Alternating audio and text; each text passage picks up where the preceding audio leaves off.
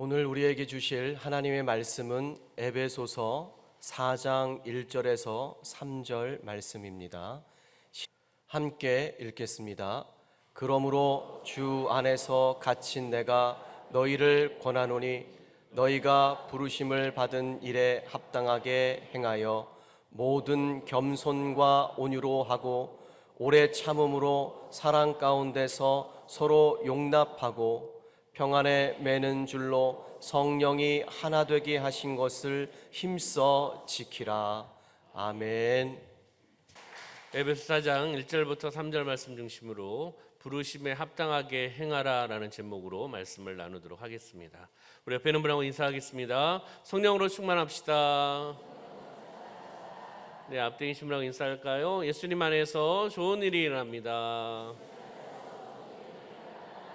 네, 우리 주일 낮 예배를 통하여 하나님의 은혜와 복을 받으시기를 주님의 이름으로 축원합니다. 우리 사랑하는 성도님들은 자신에게 이러한 질문을 해보신 적이 있습니까?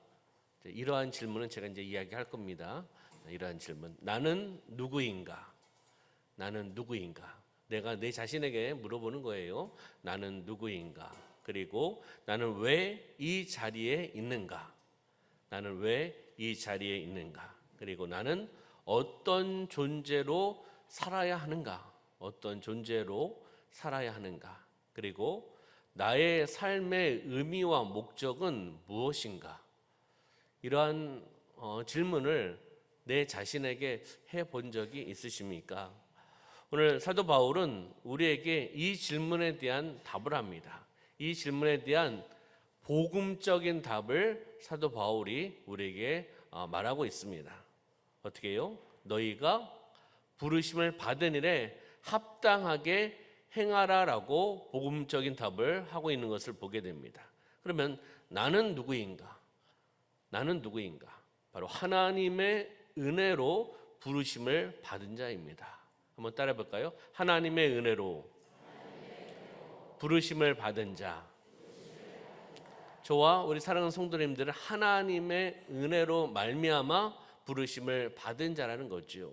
그러면 우리 1절 말씀을 통해서 그 부르심의 의미를 좀 한번 찾아보도록 하겠습니다.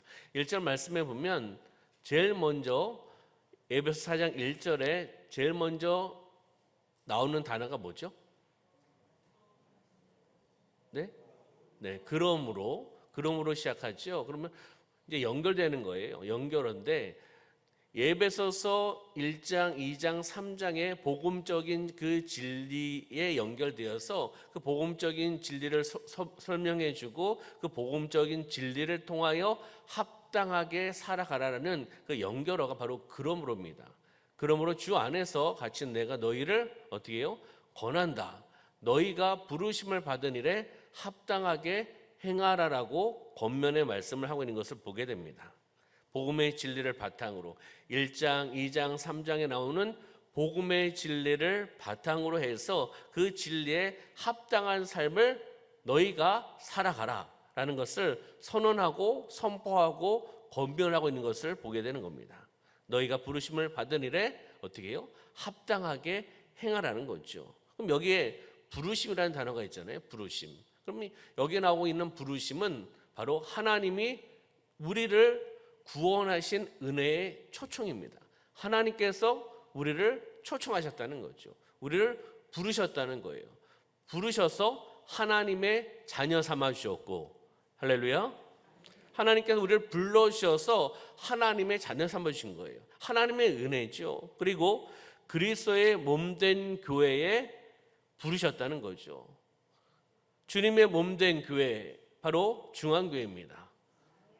우리는 중앙교회 성도로 하나님이 불러주셨습니다. 기쁘십니까?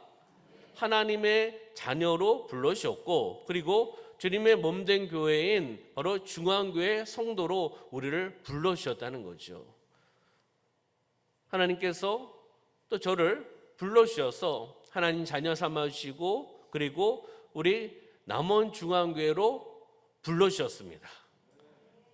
여기만 아멘 하시네. 그럼 이쪽만 쳐다보고는 설교해야겠는데, 그렇죠? 하나님이 나를 자녀로 부르셨다. 하나님이 나를 자녀로 불러주셨다. 무슨 변화죠? 신분의 변화예요.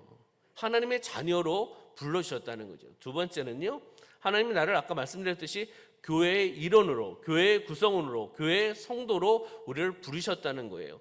공동체, 조직, 믿음의 공동체로 우리를 불러주셨다. 1번도 2번도 다 하나님의 은혜입니다. 3번은요, 하나님이 나를 어떠한 삶이요? 거룩한 삶으로 부르셨다는 거예요. 삶의 방향성을 제시하신 분이 바로 하나님입니다. 하나님 우리를 불러주셔서 거룩한 삶을 살아가라라고 우리에게 말씀해주고 있는 거죠.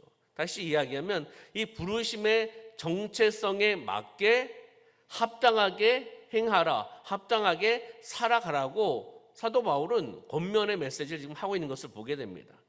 신분에 맞는 삶을 살아라. 하나님의 자녀의 신분에 맞는 삶. 하나님 부르셔서 우리를 자녀 삼아주시고 우리를 또 성도 삼아주셨잖아요. 거룩한 성도. 여러분들에게 또한 귀한 직분 허락해 주셨지 않습니까? 집사, 권사, 안수사, 장로, 또 주의 종으로서 불러주셔서 우리에게 사명을 주셨죠. 그러면 우리는 하나님의 자녀답게 그리고 그 직분답게 우리는 살아가야 되는 거죠.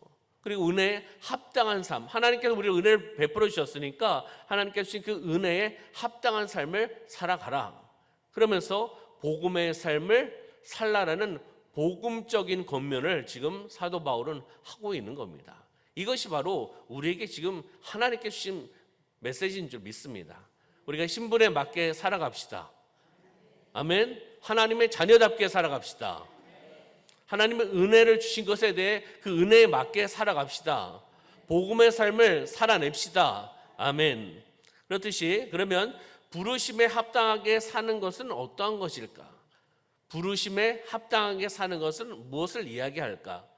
헬라어 언어의 의미에 보면은 저울의 무게에 맞다라는 의미가 있습니다. 저울의 무게에 맞다. 가운데 추가 있고 양쪽에 저울이 있는 거로 생각하시면 되겠죠. 그러면 균형 잡힌 상태를 이야기하는 거예요. 한쪽으로 치우친 것이 아니라 오른쪽으로 왼쪽으로 치우친 것이 아니라 중앙에 균형 잡힌 상태를 이야기를 하는 거죠. 그러면 어떤 균형 잡힌 삶일까요? 바로 삶이 복음의 무게에 맞는 삶이라는 거예요. 그러면 오른쪽은 예를 들어서 오른쪽은 하나님의 은혜와 복음이라면 왼쪽은 우리의 삶과 행실을 이야기하는 겁니다. 그러면 하나님의 은혜와 복음 그리고 한쪽은 우리의 삶과 행실, 이것이 균형 잡힌 삶을 살아가라는 거예요. 한쪽으로 치우치는 것이 아니라 하나님께서 은혜와 복음을 주셨기에 은혜와 복음을 통해서 우리 삶의 현장 속에서 그것을 행하며 살아가라라는 것을 우리에게 말씀해 주고 있는 겁니다. 사도 바울은 이렇게 이야기하는 거겠죠. 너희가 받은 하나님의 은혜와 복음으로 너희의 삶을 어떻게 해요? 잘 살아가라. 잘 살아가는 것은 믿음으로 잘 살아가는 거라는 거죠. 무엇을 통해서요? 하나님의 은혜와 복음으로. 왜요? 하나님께서 우리에게 은혜를 베풀어 주셨습니다. 하나님께서 우리에게 말씀해 주셨고 복음을 주셨기에, 하나님께서 우리에게 예수 그리스도를 보내주셨기에 하나님의 은혜와 복음을 통하여 너의 삶을 믿음으로 잘 살아내라라고 권면을 하고 있는 것을 보게 됩니다. 그러면 말씀을 들으면 어떻게 됩니까? 우리 성도님들, 말씀을 들으면 은혜를 받습니까? 말씀을 들으면 졸립니까? 말씀을 들으면 은혜를 받습니다. 말씀을 들으면 그 말씀을 통해 회개합니다. 그 말씀을 통해 다시 한번 결심하며 결단하며 살아갑니다. 그 말씀을 통해서 그러면 삶 속에 적용하는 거죠. 그러면 말씀을 들었으면 삶으로 살아내야 된다는 거예요. 말씀을 통한 삶이라는 겁니다. 말씀을 통한 행동을 이야기하는 것을 이야기하는 거죠. 아까 신분에 대한 부분들 이야기했잖아요. 하나님의 자녀 삼아 주셨다. 성도 삼아 주셨다. 직분 주셨다. 신분이 바뀌었으면 행동도 바뀌어야 됩니다. 그렇잖아요. 하나님 자녀 삼아 주셨으면 하나님 자녀답게 살아가는 게 맞지 않습니까? 그리고 하나님의 자녀라면 하나님의 자녀답게, 구원 받았으면 구원 받은 자답게. 제가 여쭤보도록 하겠습니다. 구원 받으셨습니까?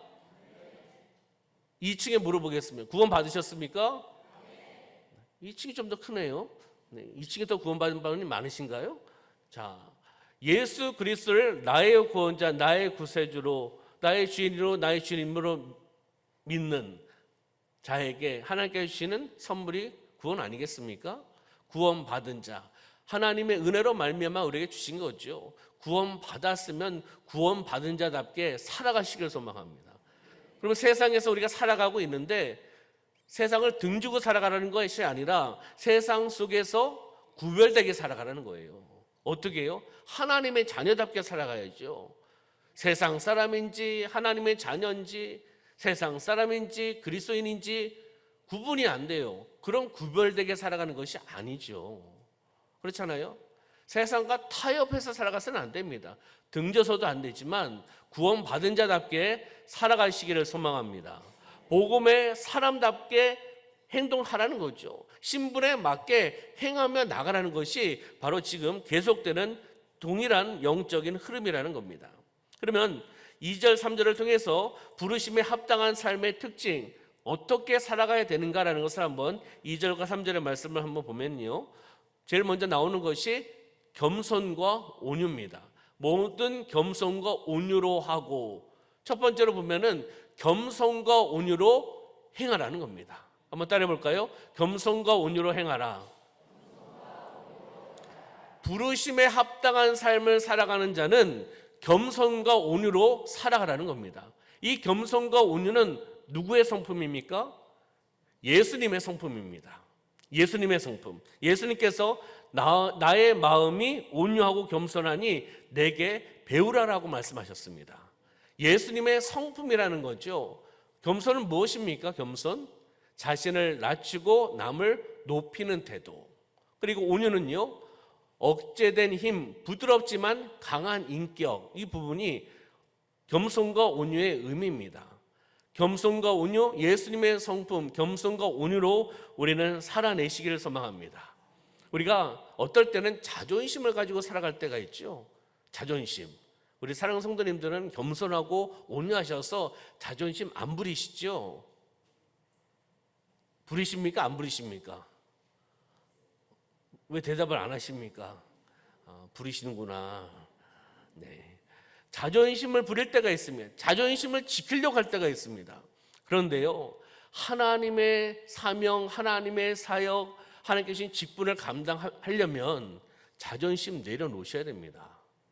누구처럼요? 예수님처럼 자존심을 내려놔야지 그 사명, 그 사역, 그 직분을 감당을 할 수가 있습니다.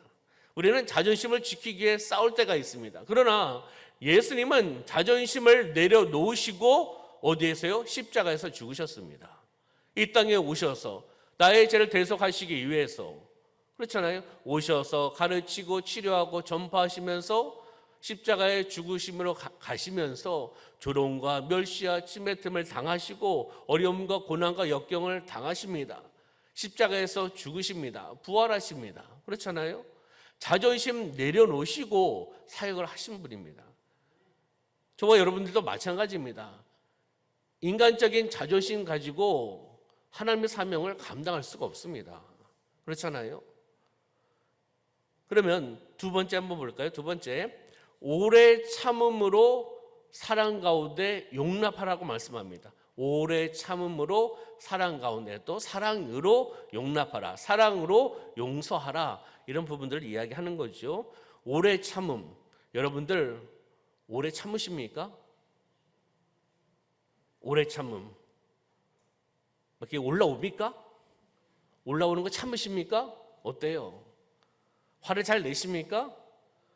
우리 성도님들 겸손하고 온유하셔서 인간적으로 이렇게 올라올 때가 있잖아요. 좀 더 참고 절제하지 않습니까? 여기에 오래 참음은 쉽게 화내지 않고 견디는 태도가 오래 참음이에요. 오래 참음으로 사랑을 통해서 사랑 가운데 용서하라, 용납하라. 그것이 부르심에 합당하게 살아가는 삶의 모습이라는 거죠. 화가 나도 참으시길 소망합니다. 우리 옆에는 바라보시면서 우리 오래 참읍시다. 네. 다시 한번 물어보실래요? 언제까지 참으시겠습니까? 물어보실래요? 네. 네. 용납은 뭘까요? 용납은 상대의 허물이나 연약함을 감싸 안는 태도, 이것이 용납입니다. 상대의 허물, 연약함을 감싸 안는 태도. 쉽지 않죠. 원수를 사랑하라. 여러분들 원수 사랑하십니까? 인간적으로 육적으로는 원수 살아갈 수가 없습니다. 그렇기 때문에 하나님 바라보고 하나님 의지하면서 저에게 원수를 사랑할 수 있는 마음을 허락하여 주십시오. 아버지의 마음을 허락해 주십시오. 기도하셔야 돼요. 그렇잖아요. 인간적으로 원수를 어떻게 사랑하고 상대방의 허물 내가 어떻게 하겠습니까? 연약함 감싸낼 수 있겠습니까? 한계가 있다는 거예요. 그걸 뛰어넘기 위해서는 성령의 임하심, 성령의 충만함, 성령의 능력을 통해 감당하셔야 될 줄 믿습니다. 바로 부르심에 합당한 삶 두 번째는요, 참음과 사랑의 용납이었다는 거예요. 사랑의 용납, 사랑의 용서라는 거죠. 그렇기 때문에 예수님이 우리를 용서하시고 용납하셨던 것처럼 우리도 서로를 어떻게 해요? 품어야 됩니다. 서로를 사랑해야 됩니다. 서로를 용서해 주셔야 된다는 겁니다. 그럼 하나님이 왜 교회에 이렇게 다양한 사람들을 두셨을까? 왜 교회에? 우리 교회도 다양하지 않습니까? 그렇잖아요. 고향이 다를 수도 있고 성장한 곳이 다를 수도 있고 직업이 다를 수도 있고 성격이 다를 수도 있고 키도 다르고 몸무게도 다르고 외모도 다르고 그렇잖아요. 좋아하는 것도 다르고 그렇잖아요. 왜 교회에 다양한 사람을 두셨을까? 함께 신앙생활을 할 수 있도록 우리를 만들어 주시는 겁니다. 우리를 믿음의 공동체로 불러주셔서 인내, 말씀, 기도, 훈련을 통해서 우리를 성숙시키는 겁니다. 완벽한 사람이 어디 있습니까? 완벽한 주의종, 완벽한 성도는 없습니다. 그렇지만은 하나님 불러주심을 통해서 우리가 믿음의 공동체에서 주님 안에서 함께 훈련하고 함께 다듬어가고 그래서 사랑의 성숙을 통하여 하나님 앞에 영광 올려드리는 겁니다. 가장 중요한 거죠. 다시 이야기하면 나홀로 신앙생활 하시면 안 된다는 거예요. 나홀로 신앙생활 하게끔 만드셨다면 주님의 몸된 교회, 주님의 피값으로 세우신 교회를 안 세우셨겠죠. 그렇잖아요. 함께 믿음의 생활을 감당하고 함께 훈련받고 함께 연단과 함께 어려움을 또 이겨나가고 사랑의 성숙을 통해서 우리가 은혜를 받고 나아가서 하나님께 영광 올려드리고 하나님이 원하신 복음을 증거하라고 우리를 하나의 영적인 공동체로 묶어주신 줄 믿습니다. 용납이 없으면, 용서가 없으면 공동체는 어떻게 될까요? 공동체에 용서가 없어, 사랑이 없어, 용서가 없어, 용납하질 않아. 그러면 그 공동체는 어떻게 될까요? 깨어집니다. 가정도 마찬가지입니다. 사랑이 없는 가정, 사랑이 없는 구역, 사랑이 없는 목장, 사랑이 없는 기관, 그 공동체는 깨질 수밖에 없습니다. 세 번째 한번 볼까요? 3절 말씀을 통해서 성령의 하나 되게 하심을 힘써 지키라라고 말씀합니다.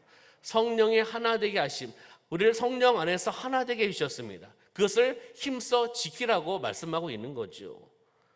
하나님은 우리를 하나 되게 하여 주셨습니다. 믿음의 공동체로 하나 되게 해주셨습니다. 우리 중앙교회 공동체로 하나 되게 해주셨습니다. 우리가 할 일은 그것을 유지하고 힘써 지키는 거예요. 영적인 몸부림을 통해서 믿음의 공동체로 우리가 나가는 거죠. 바로 연합을 통해서 수고와 헌신과 노력을 통해서 영적인 몸부림을 통해서 우리가 함께 하나 되기를 소망합니다. 여러분의 구역이, 여러분의 목장이, 여러분의 기관이, 여러분의 삶이 함께 하나가 되는 삶이 되셔야 된다는 겁니다. 그러면 왜 합당하게 살아가야 되나? 왜 합당하게 우리가 살아가야 하는가? 아까도 말씀드렸듯이 하나님께 영광을 올려드리는 겁니다. 하나님께 영광이 되고 세상 사람들에게 복음의 증거가 되기 위해서 우리가 합당하게 살아가야 되는 겁니다. 하나님의 부르심에 합당하게 살아가는 것은 하나님께 영광이고 그리고 무엇입니까? 세상 사람들에게 복음을 증거하기 위함이라는 것을 우리에게 말씀해 주고 있습니다. 주일 2부 예배 끝나고 이제 교구 성기미들 또 이렇게 위원장님들 우리 신부 장로님들 해산 25명 30명 제가 소집을 해놨습니다. 식사하시고 2시에 오시라고. 왜 오라고 했을까요? 놀려고요? 하나님께서 그 마음을 주시더라고요. 제가 이제 온 지 우리 교회 이제 5년 차가 됐는데 전도에 대한 마음을 주시는 거예요. 요즘 전도하기 쉽지 않은 상황입니다. 사실은요. 영적인 흐름이 제 함께 신대원 다녔던 동기들 또 선후배들 이렇게 개인적인 교제 이렇게 하면은요 부흥이라는 단어를 쓰잖아요. 부흥. 예전에 부흥이라는 단어는 예전에 교회 성장이라는 단어는 제 교회 성장 연구소 연구원이었잖아요. 그 당시에 교회 성장은 숫자적인 부흥, 양적인 부흥, 물질적인 부흥을 많이 이야기를 했습니다. 근데 지금의 교회 성장은 건강한 부흥을 이야기하는 겁니다. 영적인 부흥, 이 부흥을 이야기합니다. 근데 우리 동기라든지 선후배들하고 이야기를 해보면 부흥하면은 그냥 재미삼아 이야기하는 부분이에요. 부흥이라고 하면은 예전에 부흥은 그런 부흥이었는데 지금은 유지만 해도 부흥이다. 이런 이야기를 하는 거예요. 목회자들끼리. 유지만 하면. 왜요? 점점 한국 교회가 숫자적인 부분, 헌금적인 부분, 사역적인 부분들이 계속 감소 추세입니다. 참 안타까운 상황입니다. 그렇기 때문에 목회자들도 부흥은 이제 그냥 이야기하는 거죠. 부흥은 유지만 해도 부흥이다. 하나님은 역사하실 줄 믿습니다. 믿음을 가지고 믿음의 열정을 가지고 기도하며 나갈 때 성령 하나님께서 역사하실 줄 믿습니다. 하나님께 그 마음을 주셔서 제가 관련된 분들 모시라고 해가지고 전도주의를 좀 준비하려고 합니다.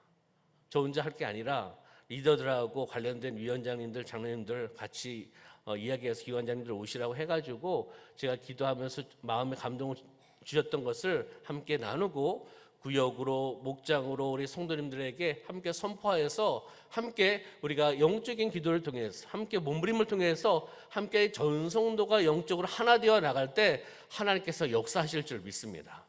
한 용의 소중함이 얼마나 중요한 거 아니겠습니까? 우리가 가정의 복음만에서 기도하고 또 전도 대상자를 위해서 기도하고 또 복음을 증거하고 한 영혼이 주님 앞에 나와도 얼마나 감사합니까? 그렇잖아요. 그렇기 때문에 우리가 믿음으로 나갑시다. 믿음으로 승리합시다. 우리가 기도하고 영적으로 몸부림치고 사모하고 갈망하면 하나님께서 역사하여 주실 줄 믿습니다. 그러면 적용은요, 어떻게 합당하게 살 수 있을까? 이걸 한번 적용해 보는 건데, 첫 번째는요, 정체성을 매일 묵상하는 겁니다. 정체성. 제가 계속 강조를 하잖아요. 그리스도인의 정체성. 우리의 삶의 의미와 목적. 나는 하나님의 자녀다. 나는 그리스도의 몸의 지체다. 나는 부르심을 받은 자다. 나는 중앙교회의 성도다. 그 정체성이 분명해야 되는 겁니다. 정체성이 흔들리면 영적인 사역을 할 수가 없습니다. 사명을 감당할 수가 없다는 거죠. 이것을 기억하면서 매일 묵상하고 매일 선포하며 나가는 거예요. 그러면 우리가 하나님의 부르심에 합당하게 삶을 살아낼 수 있다는 겁니다. 이렇게 믿음으로 선포하면 말이 변화됩니다. 행동이 달라진다는 거예요. 어떻게 해요? 하나님의 영광을 위해 살아낸다는 거죠.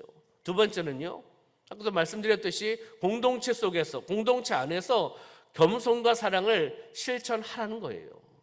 그래야지 부르심에 합당하게 삶을 살아갈 수 있다는 거죠. 그러면 작은 일이라도 남을 먼저 배려하며 나가는 그러한 삶이 되셔야 됩니다. 이렇게 배려해 주면 그 사람이 그것을 알까요, 모를까요? 압니다. 느낍니다. 내가 말로 배려하고 있습니다. 이렇게 얘기 안 하지만 배려하는 그 마음을 느낀다는 거예요.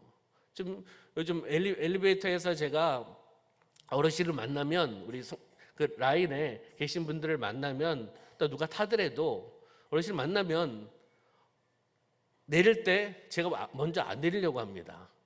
앞에 있어도 뒤로 빠져서 어르신들 먼저 내리시라고 버튼을 누르고 있는 거죠. 그러면 되게 좋아하세요. 배려받는다라는 그 마음을 느끼시니까.